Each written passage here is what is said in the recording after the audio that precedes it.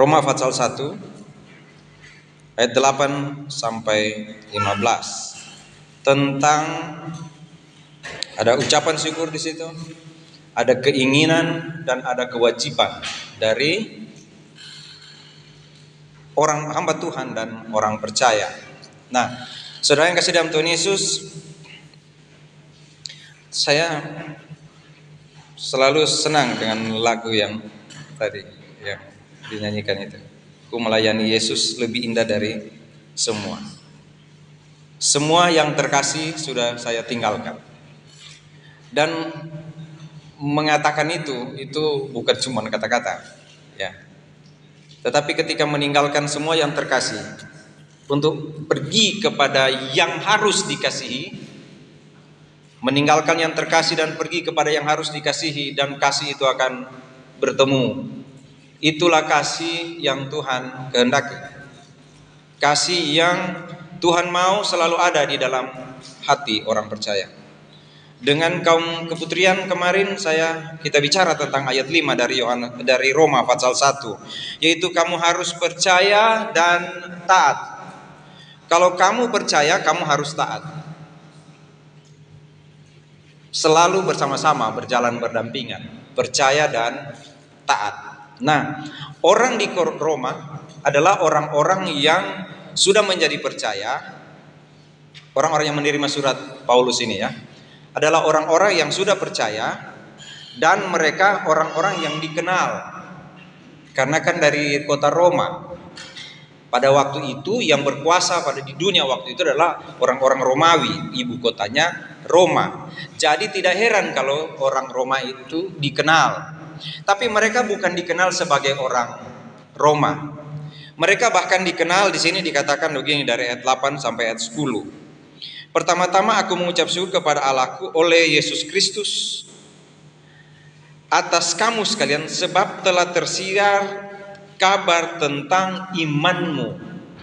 Jadi yang dikenal dari orang Roma adalah iman mereka.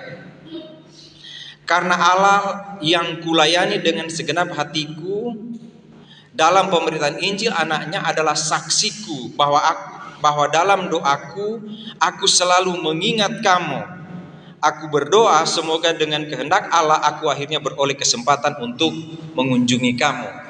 Itu ucapan syukur Paulus.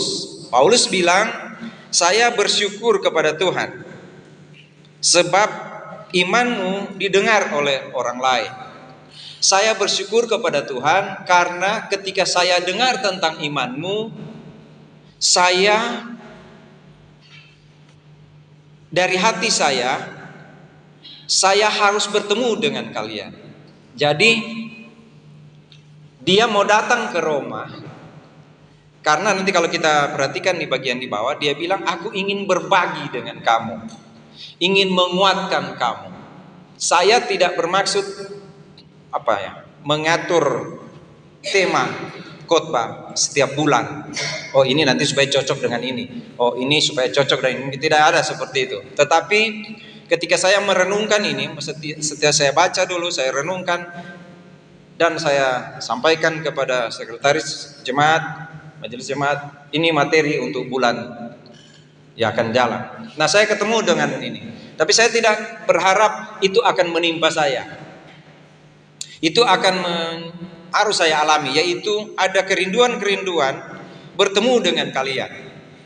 Ada kerinduan-kerinduan bertemu dengan kalian. Aku mengingat kamu dalam doa. Saya baru rasa, oh iya ya, begini ya perasaan Paulus. Ibu bapak tahu, ketika saya dan Ibu Yosi pergi dari sini, saya cuma sempat bilang begini ke Ibu Meme, ini hari Rabu loh. Jadi mereka ada ibadah di sini. Lalu kami jalan. Masih berpikir begitu. Bagaimana ya kira-kira tuh muter ibadahnya? Saya belum pernah membayangkan. Karena saya belum pernah duduk di sini, lalu ada orang lain yang pimpin ibadah. Saya belum alami itu. Jadi di kepala saya cuma mengingat itu terus ke sana. Itu bagaimana ya mereka ibadah ya? Siapa yang jadi liturgos, siapa yang ini dan itu gimana ya? Sampai di sana. Jadi bayangkan kalau di sini, kalau saya ada di sini, saya mengingat itu orang tua saya yang meninggal. Saya mengingat keluarga saya. Seperti apa mereka? Itu di sini. Sampai di sana terbalik. Saya mengingat yang di sini. Itu bagaimana ya? Sepanjang ini seperti apa ya? Tadi bagaimana ya? Oh itu ya. Perasaan itu berkecamuk terus. Saya mengerti. Oh ini cara Tuhan. Pantasan selalu saya kalau menyampaikan firman Tuhan, saya selalu berpikir begini. Apapun yang saya mau katakan, itu akan menimpa saya duluan. Om Malena menggunakan kata begini waktu di Jakarta. Langsung diperhadapkan Pak Sony.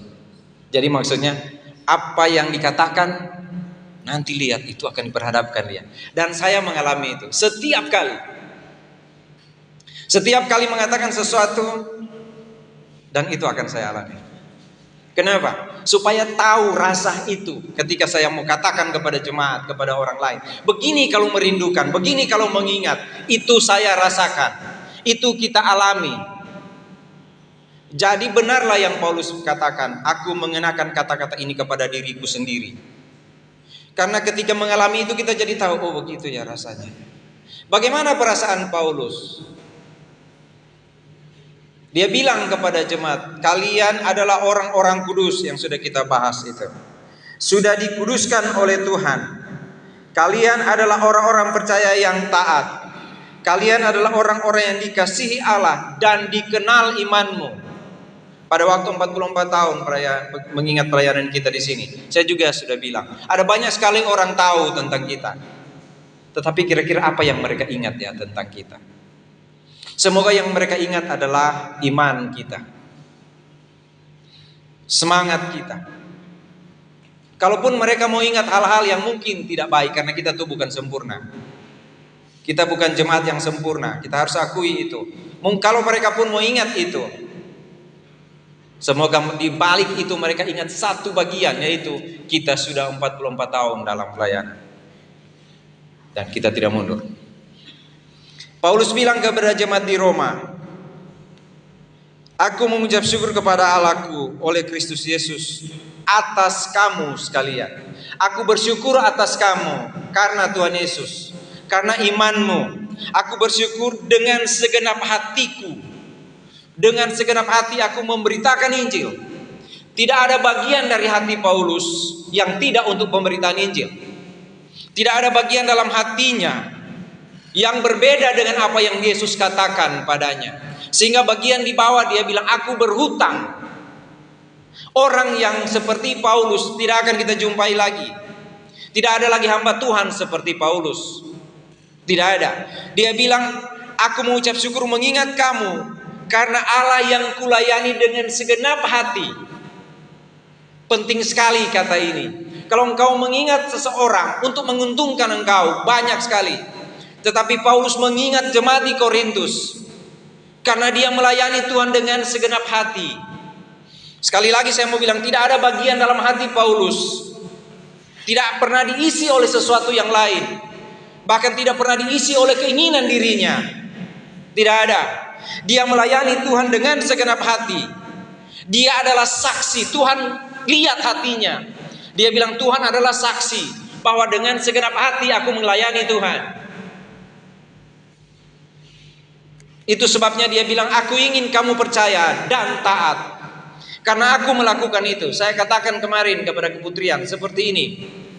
Bapa mengutus Yesus dan Yesus taat pada Bapa tanpa kecuali. Lalu Tuhan Yesus mengutus Paulus dan Paulus taat pada Tuhan Yesus tanpa kecuali. Tuhan Yesus taat pada Bapa sampai mati di kayu salib. Paulus taat kepada Tuhan Yesus sampai mati dipancung karena Tuhan.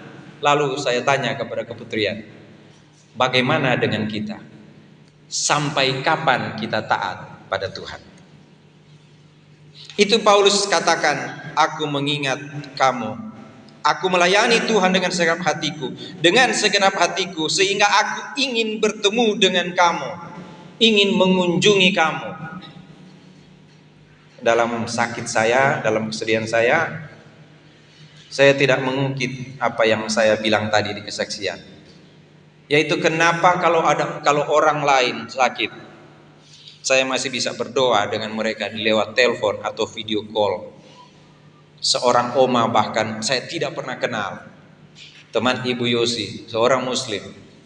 Lalu dia telepon Ibu Yosi, dia bilang, "Yos, boleh nggak ajak Sony datang di rumah? Kenapa? Bude saya sekarat. Boleh nggak antar bude saya bertemu dengan Tuhan, antar dengan doa." Dan saya datang dengan Ibu Yosi. Saya injili, dia masih satu-satu nafasnya, dan saya berdoa, saya peluk lalu berdoa di kuping dia. Bude, saya bilang, "Bude, Tuhan Yesus ampuni semua dosa Bude, asal Bude percaya Tuhan Yesus, semua akan ditinggalkan. Tinggalkan semua dosa di sini untuk Tuhan, karena Tuhan ampuni, dan Bude akan bertemu dengan Tuhan Yesus." Bude percaya. Ada air mata jatuh dari bibirnya seperti ini. Lalu kami berdoa. Pas saya bilang amin, dan dia selesai. Tetapi dengan papa saya tidak dapat melakukan itu.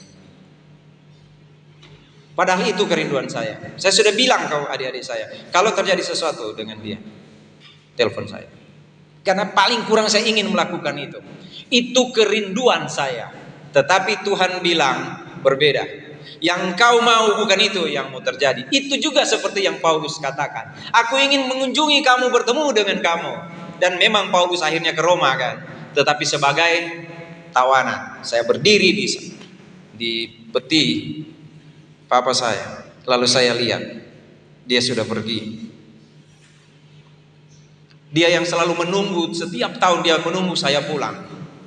Sekarang saya lihat dia pergi, tapi dia pergi ke tempat yang lebih mulia. Dia tidak hanya bertemu dengan saya, dia bertemu dengan Tuhan yang mengasihi dia, dengan Tuhan yang saya layani dengan segenap hati. Kira-kira begitu untuk menghibur saya. Karena saya sudah katakan kemarin dengan kaum keputrian di sini, ada seorang ibu, minggu lalu ya kalau di khotbah sini, seorang ibu bilang kepada Pak Sony, kalau lihat keadaan Pak Sony, tolong jangan bilang-bilang hamba Tuhan. Pak Sony nggak cocok sama Tuhan. Mendingan bilang PG saja. Oh saya ini PG. Nggak usah bilang hamba Tuhan. Pak Sony, aduh maaf ya. Dia bilang begitu ke saya. Seorang ibu. Anggota GAA. Seorang yang senior. Mungkin pemimpin, suaminya pemimpin. Ya. Nggak pantas Pak Sony bilang hamba Tuhan. Pak Sony. PG saja. Saya bilang, oh ya ibu terima kasih. Jadi waktu itu saya sadar. Oh iya, saya nggak pantas sama Tuhan. Tapi kepada orang tua saya, papa saya bilang ke dia waktu saya mau pergi, Pak saya pergi, saya mau menginjil. Tolong jaga mama dan adik-adik. Papa saya ini maksud saya adalah adik dari mama saya. Tolong jaga, saya mau pergi. Dan anehnya ketika saya pergi, saya tidak punya kerinduan untuk balik. Tidak punya. Kalau Paulus dia punya kerinduan untuk lihat jemaat di Roma. Tapi dia tidak punya kerinduan balik lagi ke Yerusalem. Dia tidak punya. Saya tidak mau menyamakan itu terlalu jauh, tapi maksudnya saya akhirnya merasakan, oh seperti itu ya. Aku selalu merindukan, karena aku melayani dengan sepenuh hati, dengan segenap hati. Tadi malam bapak-bapak berdiskusi tentang mengasihi istri dengan segenap hati. Saya iya kan ya, bapak-bapak. Kalau saya bilang kemarin bercanda-bercanda waktu pacaran, waduh, biar ada ibadah, ya kan? Nanti hari Minggu kita mau ketemu karena kita mau nonton. Kalau waktu itu Ellen Delon kalau nggak salah, kalau dulu itu tahun 80-an, ya, yang kenal itu. Mau nonton siapa gitu, Demi Moore, gitu. Itu pendeta-pendeta itu, pendeta-pendetanya. Lalu, tapi ada jadwal di gereja mau pundi-pundi, jalankan pundi-pundi. Terpaksa mesti hubungi koordinator pemuda waktu itu. Maaf saya nggak bisa karena ada urusan. Karena Maitua bilang begini, pacar bilang begini, mau nonton atau putus. Karena segenap hati mengasihi, batalin tugas di gereja untuk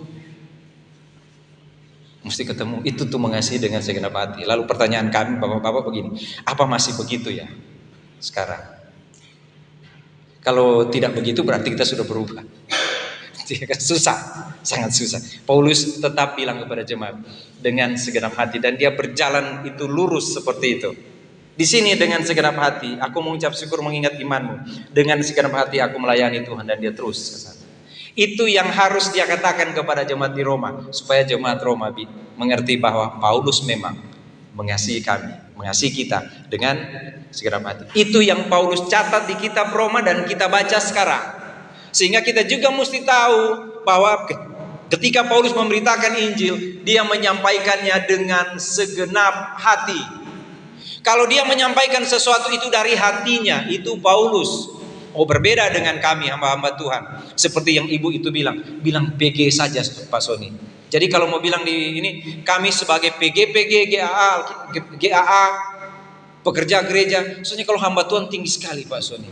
Enggak, aduh maaf ya Pak Sony, enggak cocok. Dan kami sadar, iya. Saya bilang ke teman-teman, benar ya, kita enggak cocok ya jadi hamba Tuhan. Maksudnya jadi hamba Tuhan boleh, tapi mau bilang begini, siapa Pak Sony? Oh saya hamba Tuhan, enggak cocok Pak. Oh iya, jadi kalau nanti ketemu saya Pak, saya PG ya di Solavide Gunung Rambutan. Dia bilang gitu. Ya kan? Tapi memang harus begitu kali ya. Cuma Paulus bilang nggak ada urusan, kalian mau bilang hamba Tuhan dia bukan, dia mau bilang kepada jemaat di Roma. Karena kenapa dia mesti bilang gitu kepada jemaat di Roma? Karena ini ayat yang ayat 12. Maaf, ayat 11 dan 12. Sebab aku ingin melihat kamu untuk memberi karunia rohani kepadamu guna menguatkan kamu. Aku melayani Tuhan dengan segenap hati. Dan aku ingin bertemu dengan kamu bukan untuk aku. Bukan. Nanti di bagian bawah dibilang supaya kita terhibur oleh imanku dan imanmu. Tetapi dia bilang di sini, sebab aku ingin melihat kamu untuk memberikan karunia rohani kepadamu guna menguatkan kamu, yaitu supaya aku ada di antara kamu dan turut terhibur oleh iman kita bersama, baik oleh imanmu maupun oleh imanku. Saya mesti sampaikan saya melayani Tuhan dengan tulus, karena itu akan ketemu Bapak Ibu. Kalian dikenal sebagai orang-orang yang punya iman, dan saya, begitu kata Paulus, saya melayani Tuhan dengan sepenuh hati. Sehingga kalau kita ketemu, kalian semua imanmu bagus, saya melayani Tuhan dengan segenap hati, maka kalau itu ketemu, itu akan menjadi penghiburan bagimu dan bagiku. Kalau sama-sama melayani dengan hati, ada orang yang punya iman yang bagus, yang kuat, yang bergantung sepenuhnya kepada Tuhan. Lalu ada orang yang melayani Tuhan dengan sepenuh hati. Ketemu, itu yang Paulus bilang, aku ingin melihat kamu, memberikan karunia rohani kepadamu. Banyak sekali hamba Tuhan, maaf, tidak memuji teman-teman saya, hamba-hamba Tuhan di GAA. Tapi banyak sekali di antara mereka yang juga seperti itu. Mereka melayani Tuhan dengan segenap hati dan ingin bertemu dengan jemaat yang juga punya iman yang kuat. Saudara bayangkan, kalau jemaat imannya kuat, hamba Tuhan punya melayani dengan segenap hati lalu ketemu. Wow. Apa istilah sekarang? Menyala. Dah. Ya, hebat banget ya. Segenap hati dan punya iman yang itu kali yang kita butuhkan di sini ya. Ya. Tapi sayang, di sini punya jemaat yang imannya bagus, hamba Tuhannya kurang dengan segenap hati. Jadi masih pincang ini kayaknya. Masih pincang. Bukan hamba Tuhan, PG-nya. Hamba Tuhan nanti dikritik lagi. Masih hidup kali ibu itu, apa sudah nggak hidup nggak tahu. Yang saya maksud mah hidup bukan meninggal. Karena istilah di GA begini, dulu ada orang semangat, lalu tidak semangat, kita suka ketemu, masih hidup. Jadi kalau saya ketemu dengan teman-teman hamba Tuhan yang dulu semangat, lalu tidak, kita masih hidup. Oh, udah mati. Artinya sudah tidak semangat. Dulu semangat berapi-api, lalu setelah ketemu tidak lagi semangat, kita tanya, masih hidup? Itu maksud saya tadi. Ya kan? Tapi kalau saya nggak akan tanya itu kepada orang yang saya nggak kenal. Pak, makanya tahun begini Bapak semangat. Sekarang kok kayaknya udah mati. Oh, tambah mati dia. Tapi kalau kami teman-teman hamba Tuhan kalau ketemu dulu semangat lalu tidak semangat. Saya ketemu dengan Pak Hasan atau siapa teman-teman Pak Fritz, masih hidup? Masih Pak. Oke. Nggak ada yang tersinggung. Ya, karena sebegitu. Masih hidup? Masih. Ini kalau di jemaat saya nggak berani tanya, masih hidup? Kalau tadi ketemu dengan Oma Maria, pertanyaannya cuma, sudah sehat Oma? Saya nggak tanya, kok masih hidup Oma? Oma macam mati. Kalau ketemu yang imannya bagus, dan melayani dengan segenap hati, punya iman baik kepada Tuhan dan melayani Tuhan dengan segenap hati. Paulus bilang menyala. Itu kita sebenarnya harusnya. Cuma masih bincang ini. Jemaatnya sudah bagus, PG-nya masih belum dengan segenap hati. Karena masih pulang-pulang Manado. Ya kan? Masih belum dengan segenap hati. Supaya kamu turut terhibur oleh iman kita bersama. Baik oleh imanku maupun oleh imanmu. Boleh oleh imanmu maupun oleh imanku. Itu standar ya. Kita sama-sama terhibur oleh iman kita. Sedikit cerita di Manado itu. Diundang nyanyi ini. Diundang nyanyi. Saya sama Ibu Yosi karena lapar makan. Jadi makan. Tiba-tiba ada undangan semua keluarga besar nyanyi. Jadi saya lagi makan, apalagi makan singkong kan. Aduh, singkong di sana beda. Benar-benar singkong. Kalau di sini singkong. Gitu. Kalau di sana singkong, bukan singkong. Makan. Kason nyanyi katanya. Jadi kami buru-buru sampai di sana. Mereka lagi nyanyi lagu Ayah. Ayah dengarkan. Saya bilang, udah habis lagu Kidung Jemaat ya. Jadi kan ini menyedihkan banget menyanyi. Udah tahu papa meninggal, nyanyi lagu Ayah. Ya susah lah kita nyanyi kan. Ayo benar kan? Ya Ayah. Ngapain kita nyanyi lagu kayak gitu? Nggak ada yang terhibur. Nyusahin. Ada lagu yang bagus sekali itu di sana yang mereka nyanyi. Air mata jadi permata. Saya sambil bilang Biosi, bayangkan kalau memang itu, syukur itu puisi ya. Kau ubah air mata menjadi permata. Bisa ya begitu ya? Tuhan bisa ubah itu? Bisa ya? Bukan permata sungguhan, tapi maksudnya menjadi penghiburan kan? Menjadi sesuatu yang mulia. Makanya gak heran kalau menangis saja. Karena mau jadi permata. Ya. Nah, saudara yang kasih dalam Tuhan Yesus, enak banget kalau saling menghibur, saling menguatkan, terhibur. Jangan kayak yang saya tanya, masih hidup? Jangan, itu nggak menghibur, ya kan? Nggak menghibur. Paulus bilang, semoga kita terhibur baik oleh imanku maupun oleh imanmu. Ayat 13-15, saudara-saudara, aku mau supaya kamu mengetahui bahwa aku telah sering berniat untuk datang kepadamu, agar di tengah-tengahmu aku menemukan buah seperti aku menemukannya di tengah-tengah bangsa bukan Yahudi lainnya. Aku berhutang baik kepada orang Yunani maupun kepada orang bukan Yunani, baik kepada orang-orang terpelajar maupun kepada orang tidak terpelajar. Itulah sebabnya aku ingin memberitakan Injil kepada kamu juga yang diam di Roma. Saudara lihat, setelah Paulus bilang dengan segenap hati, lalu dia bilang tentang kewajiban sebagai seorang hamba Tuhan. Apa kewajibannya? Aku ingin mengetahui, kalau aku datang padamu, aku menemukan buah. Kalian sudah terhibur. Kalau kita ketemu, yang pertama adalah supaya aku terhibur karena imanmu, dan kamu terhibur oleh imanku. Kita sama-sama terhibur. Tetapi bukan itu yang penting ternyata. Yang penting adalah kalau aku menemukan buah di antaramu. Itu yang Paulus lihat. Boleh nggak saya datang padamu dan saya lihat kamu memang orang-orang yang taat pada Tuhan. Aku rindu melihat kamu, supaya aku mengajar padamu tentang sesuatu yang harus aku sampaikan, dan aku mendapatkan buah di antaramu, seperti juga di orang lain. Buah itu artinya, bukan apa? Saya bilang di Jakarta, tapi saya lihat juga di sini ada ternyata pohon nangka buahnya karung, itu di situ. Pohon nangka tapi buat tas plastik. Ada ternyata. Nah, ada orang Kristen Paulus maksud jangan begitu. Jangan pohon nangka buah apa.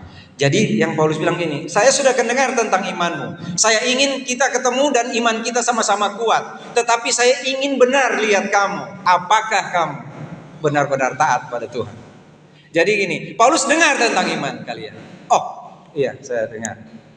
Tapi saya juga ingin lihat, benar nggak? Kenapa Paulus bilang itu? Begini. Kadang-kala kalau berita itu kan yang baik-baik enak ya. Sampai di sana. Oh, kalau kami Oh bagaimana? Oh, kalau saya ditelepon sama ketua sinode, lalu saya cerita. Oh begini keadaan pelayanan sekarang, bla bla bla bla bla. Gini. Tapi Pak, bagusnya jangan tanya ke saya. Kalau bisa, tanya ke ketua jemaat. Tapi jangan juga terlalu percaya kepada ketua jemaat. Kenapa? Karena nanti dia cerita yang bagus-bagus. Tanya ke orang lain. Kenapa saya bilang gitu?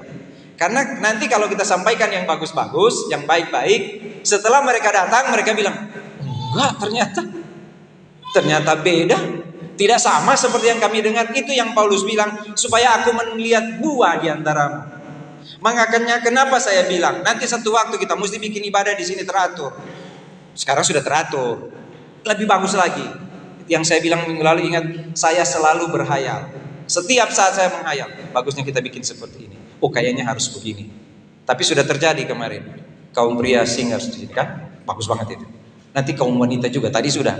Saya pikir tadi memang mau pimpin pujian ini couple ini. Ibu Bapak Meki dan Ibu, saya pikir karena mereka udah lagi latihan. Saya bilang ini mau kejadian kedua kali ini. Saya juga ingin sebenarnya nanti jadi singer ini suami istri. Ya kan? Di sini. Pak Michael sama Ibu Ipa di sini. Singers. Mantap kan? Tapi sebelum Pak Michael sama Ibu Ipa, kayaknya Pak Ending kayaknya ini sama Ibu Lia di sini. Wah, itu kalau terjadi, atau udah sekarang aja Pak. Wah, itu kalau terjadi memang mantap ya. Boleh ini. Boleh ya. Seperti itu. Suka menghayal begitu. Makanya kita mesti bikin baik karena orang mulai dengar, oh kalau di Balikpapan itu mantap. Nanti sesudah sidang umum presbiter ini sidang raya tahun 2000 berapa? Ini 2024, 2028 di Balikpapan. Bagus-bagus mereka. Kita mesti bikin bagus. Di sini. Iya kan? Kita bikin nih kursi ini satu warna semua. Yang biru-biru ini kita jangan, yang anak kita cat biru semua. Mantap ya. Seperti itu. Kita mesti, kenapa? Karena mereka ada orang yang ingin lihat. Benar nggak seperti yang kami dengar? Benar nggak? Mereka lihat saya cuma di YouTube. Itu saudara-saudara saya yang lain. Oh ini Papo ini. Pas ketemu, beda. Rambut putih ternyata dia. Kan kalau di YouTube kan nggak kelihatan rambut putih, kelihatan hitam. Siapa tuh orang rambut putih itu? Papo. Tapi kalau lihat kok kayaknya beda tuh. Jangan sampai beda ya. Jangan sampai beda yang mereka dengar dan yang mereka lihat. Sebab kalau di foto, kenapa saya suka bikin video dan saya nggak hapus itu suaranya? Supaya orang lihat, oh iya benar. Sebab kalau cuma foto, cuma kelihatan gaya kan, nggak kedengaran suaranya lagi ngapain kita di sini. Ya. Jadi kalau di sini dibilang, aku ingin melihat engkamu supaya menemukan buah. Dan yang berikut ini hati seorang pelayan. Aku berhutang. Aku berhutang kepada orang Yunani maupun kepada orang bukan Yunani. Kalau di bahasa Indonesia sehari-hari ada bahasa begini. Aku berhutang kepada orang beradab dan biadab. Waduh, gak enak banget ya. Kepada orang terpelajar dan tidak terpelajar. Bagi Paulus pelayanan itu adalah hutang.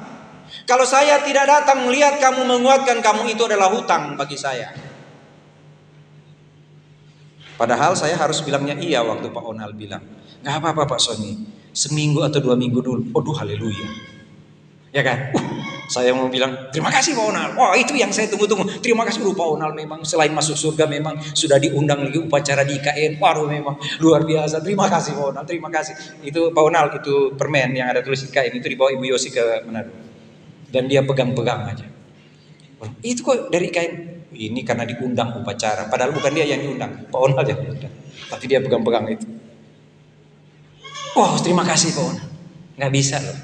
Sampai di sana coba pikir begini, saya berhutang kepada jemaat Sola Fide. Hutangnya apa? Baru hari Minggu Pak Bendahara bilang begini, Pak Sony donasi sudah ditransfer ya. Lalu saya bilang Ibu Yosi, masa kita nggak berhutang? Nah kalau bukan hutang itu kalau Paulusnya, tidak ada hutang begitu. Bagi Paulus adalah begini, kalau saya tidak melayani itu adalah hutang saya. Kenapa Tuhan memberi saya sesuatu? Sebenarnya Tuhan bilang begini, kamu pegang ini punya saya, pegang dan bagikan kepada orang lain. Kalau engkau tidak bagikan, engkau berhutang pada apa yang saya katakan. Begitu pelayanan. Ini yang saya percayakan padamu. Pegang ini yang saya percayakan padamu dan bagikan kepada orang lain. Kalau engkau tidak lakukan, engkau berhutang pada saya. Itu yang Paulus bilang, aku berhutang. Jadi kalau ada orang yang memiliki tugas, diberikan tugas untuk melakukan sesuatu pada Tuhan, untuk Tuhan, dan tidak melakukan, harusnya berkata seperti yang Paulus katakan, aku berhutang. Karena aku melihat kamu berbuah. Itulah sebabnya aku ingin memberitakan Injil kepada kamu juga yang diam di Roma. Saya sudah dengar kalian baik. Saya sudah dengar kalian bagus. Tetapi saya akan tetap datang ke Roma untuk memberitakan Injil bagimu. Nanti berikut kita akan baca bagian di bawah. Apa itu Injil? Karena Injil itu adalah kekuatan Allah. Kenapa saya harus memberitakan Injil? Karena Injil itu kekuatan Allah. Kenapa saya harus memberitakan Injil? Karena kalau saya tidak memberitakan Injil, saya berhutang. Jadi seperti ini, saudara. Paulus bersyukur punya jemaat yang dilayani oleh saudara-saudaranya, yang tetap membuat Paulus bersukacita.